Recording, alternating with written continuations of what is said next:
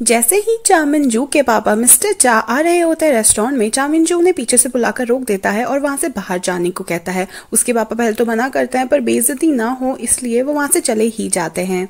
दूसरी तरफ हेसोंग की बनाई हुई डिश काफी लोगों को बहुत ज्यादा पसंद आ रही होती है। चामिनजू उसे कॉम्प्लीमेंट भी करता है और हेसोंग बहुत ज्यादा खुश होता है, पर जुंगवॉन के दिमाग में अभी भी वही बात घूम रही होती है। वो तो अपना हाथ भी काट लेती है इस चक्कर में।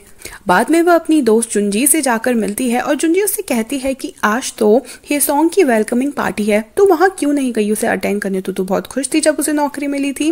वो बताती है कि मैं उसके अराउंड बहुत ज्यादा अनकंफर्टेबल फील करती हूँ, मतलब कहीं ना कहीं मैं खुद को जिम्मेदार मानती हूँ क्योंकि मैंने उसे अपना वॉलेट लेने भेजा। अगर ऐसा नहीं होता तो अभी तक का वो 31 साल का हो चुका होता, उसकी एक अच्छी जॉब होती, उसकी फैमिली होती और यहाँ तक कि उसके भाई बहन भी इतने बिखरे हुए नहीं होते।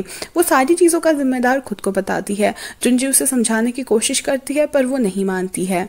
दूसरी तरफ चामिनजू और हेसोंग बाकी स्टाफ मेंबर्स का इंतजार कर रहे होते हैं, पर वो वहां ना जाके कहीं और ही पार्टी करने चले जाते हैं और ये दोनों रह जाते हैं अकेले। बाद में दोनों ही जाके अकेले में ड्रिंक करते हैं और चामिनजू बताता है उसे कि मैं तुम्हारी कजिन जुनवो को बहुत ज्यादा पसंद करता हूँ।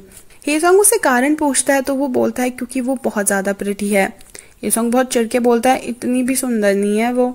चामिनजू इतना ज्यादा ड्रंक हो चुका होता है कि हेसोंग को उसे घर ले जाना पड़ता है।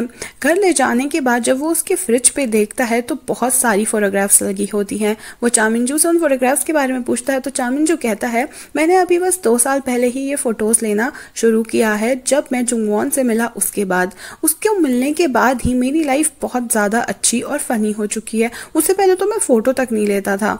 ये बात हेसोंग के मन में कहीं ना कहीं जरूर रह जाती है। जब वो घर जाता है वो सोचता है कि जुंगवॉन घर है भी या नहीं है, पर वो तो जुंजी के साथ बात कर रही होती है बैठ के। बाद में वो घर जाती है और दूसरे दिन जब जुंजी को मॉर्निंग में वो मैसेज करती है तो जुंजी को पता चलता है कि उसकी बहुत ज्यादा तबीयत खराब है। वो उसे मैसेज करके ये बोल रही होती है कि क्या तू प्लीज मेरे लिए दवाइयाँ ला सकती है क्योंकि मैं बहुत ज्यादा बीमार हूँ। वो जुंगवॉन को सीधे सीधे दवाई देने की बजाय हेसोंग के पास जाती है और उसको जुंगवॉन को दवाई देने को बोलती है। वो ये भी कहती है कि आज तक जुंगवॉन तेरी मौत का जिम्मेदार खुद को ठहराती है और इसी की वजह से उसकी तबीयत भी बहुत बार खराब हो जाती है। हेसोंग उसके पास जाता है, उसे मेडिसिन खिलाता है और उसको सुला देता है। जैसे ही वो सो के उठती है उसे बहुत बेचैनी हो रही होती है। वो बाहर आती है और हेसोंग उसे वॉक पे चलने को कहता है। तभी वहां पे वो उसे समझाता है कि मेरे साथ जो भी हुआ है उसकी जिम्मेदार तू बिल्कुल भी नहीं है, तो ऐसा बिल्कुल भी मत सोचना कि मेरे मरने का कारण तू है। कम से कम तू मेरे लिए इतना तो कर सकती है ना।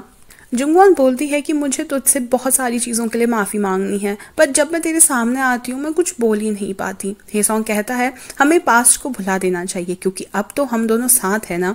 दोनों के मूवमेंट काफी ज्यादा इंटीमेट हो जाते हैं और बहुत क्लोज हो जाते हैं, इतना कि दोनों एक दूसरे को किस करने लगते हैं। दोनों के बीच में किस होती है और उसके बाद घर जाते वक्त तो एक दूसरे से बात तक नहीं कर रहे होते, बस स्माइल ही कर रहे होते हैं और फिर दोनों भागे भागे अपने घर पहुंच जाते हैं। दूसरे दिन जब जुंगवॉन बहुत सारी ग्रोसरीज लेके आती है वो देखती है कि हेसोंग एक बहुत यंग लड़की से बात कर रहा है। यहाँ तक कि वो यंग लड़की तो उसको छेड़ भी रही होती है, उसे बार बार टच कर रही होती है। उसको बहुत बुरा लगता है। जैसे ही हेसोंग ऊपर चले जाता है वो उसके पास जाकर बोलती है कि तुम कुछ ज्यादा यंग नहीं हो लड़कों के साथ फ्लर्ट करने के लिए? तुम्हें इस एज में पढ़ाई करनी चाहिए, ना कि लड़कों के साथ फ्लर्ट करना चाहिए। उसे बहुत खरी खोटी सुना देती है। इतने में वहां पे हेचॉल आता है और जुंगवॉन का नाम लेता है। सूजी भी चौंक जाती है कि क्या ये जुंगवॉन है, और जुंगवॉन भी चौंक जाती है कि क्या ये सूजी है। दोनों बहुत ऑकवर्डली स्माइल करते हैं और कहते हैं कि हम दोनों ने बस ऐसे ही एक दूसरे से कुछ भी बोल दिया। और तब तक का हेसोंग भी आ जाता है और तीनों के तीनों जा रहे होते हैं साथ में लंच करने के लिए। बाद में हेसोंग जुंगवॉन को अपने साथ ले जाता है बिल्कुल गॉगल्स और बैग के साथ तैयार करके। वहां पे जाके वो पूछती है कि आखिर हम ये सब बैग वगैरह क्यों लेके आए हैं। तभी वो बोलता है कि मुझे तेरे साथ 4 सीजन्स के फोटोज क्लिक करने हैं ताकि बाद में मैं उन्हें याद कर सकूं। यहाँ पे जो चामिनजू के फ्रिज में उसने फोटोज देखी थी वो उन्हें रिक्रिएट करना चाहता है, पर जुंगवॉन के साथ। और बैग में वो उसके लिए कपड़े भर के लाया होता है। तभी सबसे पहला वो फोटो खींचता है स्प्रिंग का, बैकग्राउंड में फ्लावर्स के साथ और जुंगवॉन को अपने बगल में बैठा के। दूसरा सीजन वो क्लिक करता है समर का, एक फाउंटेन के पास गॉगल्स पहन के। तीसरा वो शूट करता है जुंगवॉन के साथ फॉल का सीजन, और चौथा वो करता है विंटर का सीजन, एक उसे आइसलैंड में ले जाकर। बाद में वो ये सारी फोटोज क्लिक करके बहुत ज्यादा खुश होता है और जुंगवॉन को ये फोटो संभालने के लिए दे देता है। जब वो अंदर होबोंग के पास जाता है, वो बताता है कि जिस मॉल के पास जाकर तेरा हार्ट पेन हुआ करता था, वहां के लोगों ने एक इवेंट रखा है। अगर तू किसी तरह उस इवेंट पे घुस पाए तो तुझे पता चल जाएगा कि आखिर तेरा खूनी कौन है। हेसोंग को भी जल्द से जल्द अपनी खूनी का पता लगाना है, क्योंकि उसका ये चेस्ट पेन बहुत ज्यादा टाइम तक का अब नहीं रहने वाला है। होबोंग की बातों से पता चलता है कि वो तो तैह्यून के पापा मिस्टर चा का ही मॉल है। वो तैह्यून से जाकर बात करता है और तैह्यून मान जाता है उसको एज अ केटरर अपॉइंट करने के लिए, और चामिनजू के रेस्टोरेंट को कॉन्ट्रैक्ट मिल जाता है उनके मॉल की केटरिंग करने के लिए। अब वो दिन आ जाता है जिस दिन उस मॉल में ये सारा खाने का सामान ले जाना होता है। एक शेफ अपॉइंट करता है वहां का मैनेजर, पर उसके साथ एक और असिस्टेंट चाहिए होता है और उसके लिए 3 कैंडिडेट्स होते हैं। पहला तो मना कर देता है, पर बच जाता है जुंगवॉन और हेसोंग, और इन दोनों को एक साथ नहीं भेजा जा सकता। तो इन दोनों के बीच में होती है फाइट। अपनी खूनी का पता लगाने के लिए हेसोंग इतना डेस्परेट होता है कि वो जुंगवॉन तक से फाइट कर लेता है। उस पे बिल्कुल भी दया नहीं दिखाता और मुर्गा बनके उसे सच में गिरा देता है। जुंगवॉन तो मानो बिल्कुल गुस्से से आग बबूला हो रही होती है और हेसोंग मनी मन उसे माफी मांग रहा होता है कि ये करना बहुत जरूरी था। अब वो दिन आ जाता है जिस दिन उन्हें उस मॉल पे जाना होता है और जुंगवॉन स्माइल करके उसे ऑल द बेस्ट बोलती है। वहां पे जब वो जाता है उसका हल्का हल्का चेस्ट पे पेन होने लगता है। तभी वो इधर उधर देखने लगता है कि आखिर किसके पास जाकर मेरा चेस्ट पेन ज्यादा हो रहा है। वो अपनी चेस्ट की पेन की डायरेक्शन को देखते हुए एक रूम के पास पहुंचता है और जैसे ही दरवाजा खोलता है वहां पे और कोई नहीं बल्कि मिस्टर चा बैठे होते हैं। वो कॉन्फिडेंटली उनसे कहता है कि मुझे पता है आपने ही मेरा खून किया है। मिस्टर चा साफ इनकार करते हैं। तभी वो बोलता है 12 साल पहले चोंगडोल स्कूल के एक स्टूडेंट का कार से एक्सीडेंट हुआ था और वो एक्सीडेंट आपने ही करवाया था। मिस्टर चा कहता है तुम हो कौन, मैं तो तुम्हें जानता भी नहीं हूँ, और वैसे भी जो भी तुम कह रहे हो आखिर उसका क्या सबूत है। हेसोंग कहता है मैं हूँ सबूत, मेरा एक्सीडेंट हुआ था और मैंने सारी चीजें अपनी आंखों से देखी है। इतने में ही मिस्टर चा के बॉडीगार्ड वहां से आ जाते हैं और उन्हें बाहर लेकर जाते हैं। बाहर जाते ही मिस्टर चा बेहोश हो जाते हैं। तभी तैह्यून उन्हें अपने पीठ में ले जाकर हॉस्पिटल पहुंचाता है और डॉक्टर बताती है कि उतना कुछ सीरियस बात है नहीं, पर ये बस स्ट्रेस हो गए थे इसलिए ये बेहोश हो गए। तभी मिस्टर चा को भी होश आ जाता है और वो सबको बाहर जाने को कहते हैं, ये कह के कि मैं बिल्कुल ठीक हूँ, पर अभी भी उनके दिमाग में हेसोंग की ही वो बात घूम रही होती है। वो दूसरे दिन ऑफिस जाके अपने सेक्रेटरी को बोलते हैं कि हेसोंग के बारे में जितना कुछ हो सके सारी चीजें पता लगाओ। बाद में जब वो पता लगा के आता है और उन्हें सारी चीजें बताता है तो पता चलता है कि हेसोंग तो चामिनजू के रेस्टोरेंट में ही काम करता है। फोटोज देखने के बाद मिस्टर चा को लगता है कि कहीं ये दोनों साथ में मिलके मेरे खिलाफ प्लानिंग तो नहीं कर रहे हैं। तभी वो योंगजुन को भी मिलने बुलाता है और उससे बात करता है। अब जैसे कि मिस्टर चा ने योंगजू की मेडिकल चीजों का सारा खर्चा उठाया है जब तक का वो डॉक्टर नहीं बन गया है, वो योंगजू से रिक्वेस्ट करते हैं कि वो किसी को भी ना बताए कि उसने उन्हें पैसे दिए हैं और सारा का सारा खर्चा उन्होंने उठाया है। योंगजून उस बात पे मान जाता है, पर जब वो लोग रेस्टोरेंट से बाहर निकल रहे होते हैं जुंगवॉन उन दोनों को देख लेती है। घर जाके जुंगवॉन हेसोंग को ये बात बताती है और हेसोंग भी सोचता है कि आखिर मिस्टर चा और योंगजुन कब से इतने क्लोज हो गए, मतलब वो एक दूसरे को जानते भी कैसे हैं। वहीं जुंगवॉन हेसोंग के साथ किस के बाद अपनी फीलिंग्स को लेके काफी ज्यादा क्लियर है।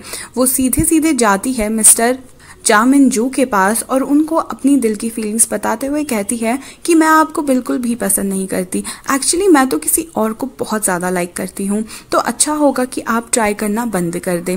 वहाँ पे तो वो हाँ कहता है, पर अंदर जाके वो मन ही मन कहता है कि मैं अभी भी ट्राई करना नहीं छोड़ूंगा और जुंगवॉन को पटा कर ज़रूर रहूँगा। पर दूसरे दिन रेस्टोरेंट में वो जुंगवॉन को फुल इग्नोर कर रहे होते हैं, यहाँ तक कि वो तो अपने पीछे से उसे धक्का भी मारते हैं। जुंगवॉन को समझ नहीं आ रहा होता कि वो ऐसा क्यों कर रहे हैं। वो इस चीज़ के बारे में जाके अपने फ्रेंड्स को बताती है और वो ये भी कहती है कि शायद मैंने चामिनजू को रिजेक्ट किया है इसलिए वो मेरे साथ ऐसा बिहेव कर रहे हैं। उसके दोस्त लोग बोलते हैं कि ऐसा कुछ भी नहीं है, तू कुछ ज़्यादा ही सोच रही है और अगर तुझे ऐसा लग ही रहा है तो तू एक बार क्लियरली उनसे फेस टू फेस बात कर ले। वो ये डिसाइड करती है और उनके ऑफिस जाकर उनको बोलती है कि आज मैं किचन में ऑफिस के बाद आपका इंतज़ार करूंगी, तो आप वहाँ पे आना, मुझे आपसे कोई बहुत इंपॉर्टेंट बात करनी है। अब जैसे कि वो उल्टा बैठा होता है, उसका सर देख के जुनवॉन को लगता है कि वो हाँक बोल रहा है। जैसे ही वो उस ऑफिस से बाहर जाती है और चामिनजू आगे लौटता है तो पता चलता है कि उसने तो जुनवॉन की कोई बात सुनी ही नहीं। वो तो जबकि अपने फ़ोन पे वीडियो देख रहा था और उस पे अपना सर हिला रहा था, बल्कि वो हेसोंग के साथ जाकर खाना खाने चले जाता है। जब वो उस रेस्टोरेंट में पहुंचता है, उसके सामने बहुत सारा खाना होता है। चामिनजू शो ऑफ करके कहता है कि अरे मैं ना यहाँ के ओनर को जानता हूँ, तो मैं जब भी आता हूँ वो मेरे लिए ऐसा ही ग्रैंड मील तैयार करते हैं। और हेसोंग भी काफ़ी इम्प्रेस होता है चामिनजू का ये ऑरा देख के। वो दोनों के दोनों खाने बैठते हैं और तभी दो हैवी लड़के वहाँ आकर बोलते हैं कि ये हमारा खाना है। वहाँ की ओनर आके उन्हें बताती है कि आपको यहाँ नहीं, वहाँ कोने वाली टेबल में बैठना था, ये तो इन लोगों का खाना है। और बाद में उसकी ओनर खूब सारे पैसे लेती है, जितना सारा उन्होंने खाना खाया है। चामिनजू की फिर से झंड हो जाती है। वापस जाते वक्त उन्हें दिखता है कि एक आदमी एक मैजिकल ब्रेसलेट बेच रहा है और ये दावा कर रहा है कि अगर आप ये किसी और इंसान को पहनाएंगे जिससे आप प्यार करते हैं तो वो भी आपको प्यार करने लग जाएगा। पहले तो हेसोंग और चामिनजू एक दूसरे को देख के बिल्कुल मना कर रहे होते कि ऐसी एब्सर्ड चीज होती ही नहीं है, पर जैसे ही चामिनजू वॉशरूम जाता है, हेसोंग उस ब्रेसलेट को खरीद लेता है। चामिनजू वापस आता है और पूछता है कि क्या तुमने ब्रेसलेट खरीदा, क्योंकि चामिनजू ने चुपचाप देख लिया था कि हेसोंग ने वो ब्रेसलेट खरीदा है। पर हेसोंग साफ साफ इनकार करता है कि नहीं मैंने वो ब्रेसलेट नहीं खरीदा। अब जब हेसोंग वॉशरूम जाता है तब चामिनजू भी वो ब्रेसलेट खरीद लेता है। जब वो घर चले जाता है उसके बाद हेसोंग देखता है कि ये ब्रेसलेट तो हल्का फुल्का टूटा हुआ है। वो वापस उस आदमी के पास वो ब्रेसलेट वापस करने जाता है तो वो आदमी ने होर्डिंग चेंज कर ली होती है और अब वो bracelet as a arthritis medicine की तरह यूज कर रहा होता है। अब वो प्यार के बजाय कह रहा होता है कि ये ब्रेसलेट आपके घुटनों का दर्द गायब कर देगा। हेसोंग श्योर हो जाता है कि ये तो बिल्कुल ही फेक है। घर जाता है, होबोंग के पैर में दर्द हो रही होती है और वो ये ब्रेसलेट उसको दे देता है कि ये ना तुम्हारे घुटनों का दर्द बिल्कुल ठीक कर देगा। दूसरी तरफ हेचॉल भी जोरों शोरों से कोशिश कर रहा होता है कि उसके भाई के सर से मर्डरर का टैग हट जाए। वो हर जगह पे होर्डिंग लगा रहा होता है जिस पे लिखा होता है कि क्या आप लोग उस एक्सीडेंट के बारे में जानते हो जो चोंगडोल हाई स्कूल में हुआ था 12 साल पहले, और अगर जानते हो तो इस नंबर पे कांटेक्ट कर लेना। ये होर्डिंग गलती से मिस्टर चा देख लेते हैं और ऑर्डर करते हैं कि सारे की सारी सिटी से ये होर्डिंग्स इमीडिएटली हटाई जाए। चामिनजू भी अपनी आंट को कॉल करता है ये पूछने के लिए कि वो ऑस्ट्रेलिया क्या सेफली पहुंच चुकी हैं। वो उसे बताती है कि दरअसल उसके अंकल बार बार उसके सपने में आ रहे हैं, तो क्या तुम जाकर उस फैमिली को मिल सकते हो जिस फैमिली के लड़के का एक्सीडेंट तुम्हारे अंकल ने करवाया था। वो उसी प्लेस में जाके ढूंढता है पर ऑब्वियसली उसे कोई नहीं मिलता। पर वापस आते वक्त उसे होर्डिंग दिखती है और वो समझ जाता है कि ये तो वही एक्सीडेंट की बात कर रहे हैं जो मेरे अंकल ने करवाया है।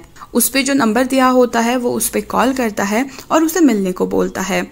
होबोंग भी हेसोंग के पास जाके कहता है कि होर्डिंग देखने के बाद किसी आदमी ने मुझे कॉल किया है और आज मिलने को बुलाया है। होबोंग वेट कर रहा होता है और चामिनजू सामने से आता है। वो बोलता है कि जिसने एक्सीडेंट करवाया था वो और कोई नहीं मेरे अंकल थे। तभी होबोंग उन्हें बताता है कि शायद आपके अंकल कल्प्रिट नहीं है, कल्प्रिट कोई और है। वो उन्हें पूछता है कि आखिर कल्प्रिट कौन है। होबोंग तभी बताता है कि जोंगडू अपार्टमेंट एंड फाउंडेशन के चेयरमैन ही कल्प्रिट हैं। चामिनजू मन ही मन सोचता है कि उसके पापा इतने बुरे कैसे हो सकते हैं। साथ ही हेसोंग भी चुपचाप उन लोगों की बात सुन रहा होता है और हेसोंग को अब पता चल चुका होता है कि चामिनजू के अंकल ने ही एक्सीडेंट करवाया था और उन्हीं पे इल्जाम लगा था। जब हेसोंग वापस रेस्टोरेंट जाता है वो चामिनजू की हालत देखता है और चामिनजू बिल्कुल भी स्टेबल नहीं होता है।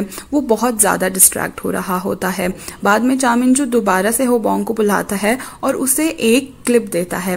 वो बोलता है कि मेरे अंकल ने ये क्लिप मुझे दी थी, ये कह के कि जिस लड़के का एक्सीडेंट उन्होंने करवाया था आखिरी टाइम पे उनके हाथ में यही क्लिप थी। ये क्लिप वो हेसोंग को देता है और हेसोंग को याद आता है कि ये क्लिप तो उसने मरने से पहले जुंगवॉन के लिए खरीदी थी। वो दोबारा से जाके जुंगवॉन को ये हेयर क्लिप गिफ्ट करता है, पर अब जैसे कि वो बड़ी हो चुकी है उसे ऐसे बच्चों वाले चीज़ें नहीं पसंद, फिर भी वो उसके कहने पे वो क्लिप ज़रूर पहन लेती है। हे सॉन्ग को भी अब सहन नहीं हो रहा होता है और वो डायरेक्टली जाके मिस्टर चा से बात करते हैं। वो बोलता है कि मुझे साफ साफ पता है कि तुमने ही मेरा एक्सीडेंट कराया है, तो डिनाई करने की कोई भी ज़रूरत नहीं है, मैं बस तुम्हारा कन्फेशन सुनना चाहता हूँ और कुछ भी नहीं। मिस्टर चा भी बहुत फ्रस्ट्रेटेड हो जाते हैं और बोलते हैं कि हाँ, है नहीं तेरा एक्सीडेंट करवाया है। साथ ही हे सॉन्ग बोलता है कि उस रात दो योंगचोल का मर्डर हुआ था, उस पे भी तुम्हारा ही हाथ है, मुझे पता है। पर मिस्टर चा इस बात पे बिल्कुल मना करते हैं कि वो मर्डर मैंने नहीं कराया। हाँ, तेरा एक्सीडेंट ज़रूर मेरे कहने हुआ था, पर उसके अलावा मैं और किसी भी चीज़ का दोषी नहीं हूँ। हे सॉन्ग यंगचोल के मर्डर के बारे में पूछता है दोबारा से। तो मिस्टर चा कहता है मुझे पता है कि कल्प्रिट कौन है। कल्प्रिट और कोई नहीं बल्कि तेरा भाई योंगजुन है। उसको मिस्टर चा की बातों पर बिल्कुल भी यकीन नहीं होता। वो साफ इनकार कर देता है कि वो झूठ बोल रहा है। तभी मिस्टर चा बोलता है मैं बिल्कुल सच कह रहा हूँ, यंगचोल का मर्डर योंगजुन ने ही किया है।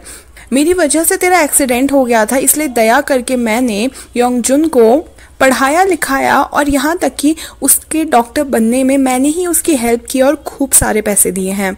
हे सॉन्ग को तो फिर भी बिल्कुल यकीन नहीं हो रहा होता है। तभी मिस्टर चा उसे बिल्स दिखाते हैं और जब वो उन सारे रिकॉर्ड्स को देखता है तो पता चलता है कि सच में योंगजुन ने उनसे बहुत सारे पैसे लिए हैं और डॉक्टर बनने में मिस्टर चा का ही हाथ है।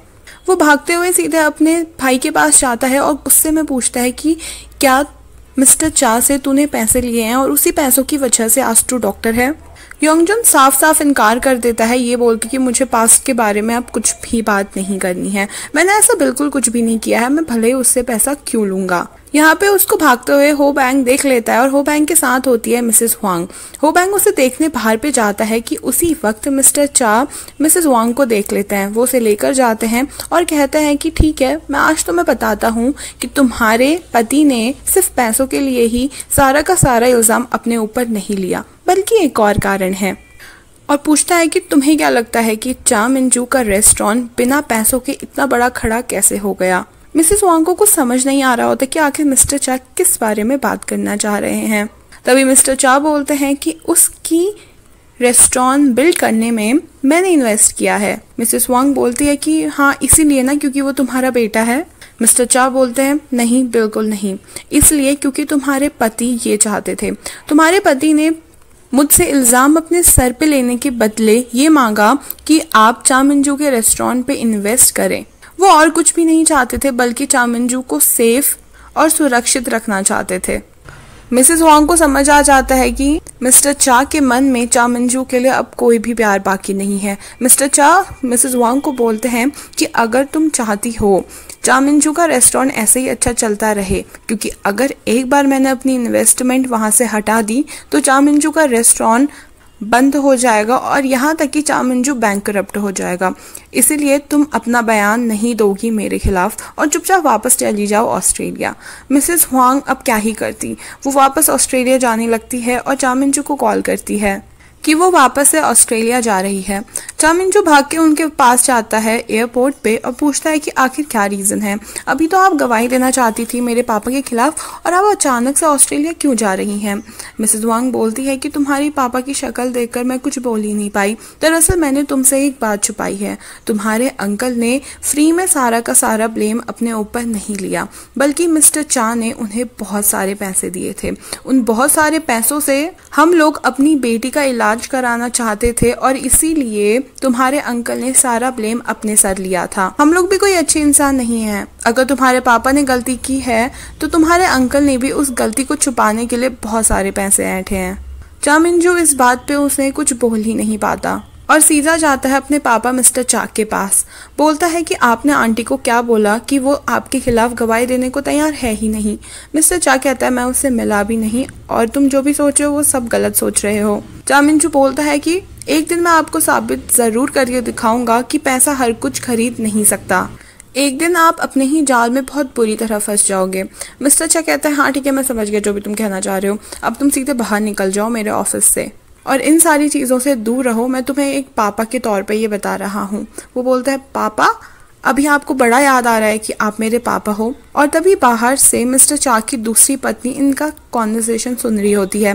चामिंजू जैसे ही बाहर आता है वो बहुत ज़्यादा फ्यूरियस होकर अंदर घुस जाती है और बोलती है कि तुमने तो कहा था कि तुम अपने पहले बेटे से बात बिल्कुल भी नहीं करोगे। तुम्हें पता है ना तेह्यून तुम्हें कितना ज़्यादा प्यार करता है और तुम अभी भी अपने पहले बेटे से बात कर रहे हो। आखिर तुम ऐसा कैसे कर सकते हो। तुमने पहले ही कहा था कि अगर मैं तुझे चुनूंगा तो मैं अपने पहले बेटे से सारे के सारे नाते तोड़ दूंगा, पर तुम अभी भी उससे बात कर रहे हो। तुमने कितना झूठ बोला है। यहाँ पे रास्ते पे जाते वक्त चामिंजू तेह्यून से मिलता है और तेह्यून उसे पहचान कर ग्रीट भी करता है, पर चामिंजू अभी भी अपना मुंह खोल के उसे कुछ भी नहीं बताता कि उसके पापा चामिंजू के भी पापा हैं। तेह्यून ये दोनों डिस्कस करते वक्त ठीक टाइम पे पहुंच जाता है और ये दोनों लड़ाई करना बंद कर देते हैं। वहीं इधर हेसोंग जैसे ही वापस आता है वो होबैंग से मिलता है। होबैंग कहता है कि मैंने तुझे भागते हुए देखा, मैं तुझे बाहर देखने आया कि उतने में मिसेस वांग भी गायब हो गई, पता नहीं वो कहाँ चली गई हैं। हेसोंग कहीं ना कहीं मन में सोच है कि क्या उसका भाई योंगजुन ही कातिल है और वो अब होबोंग के कहता है कि हमें इन्वेस्टिगेशन रोक देनी चाहिए, अब हमें इस चीज़ में और अंदर नहीं घुसना चाहिए।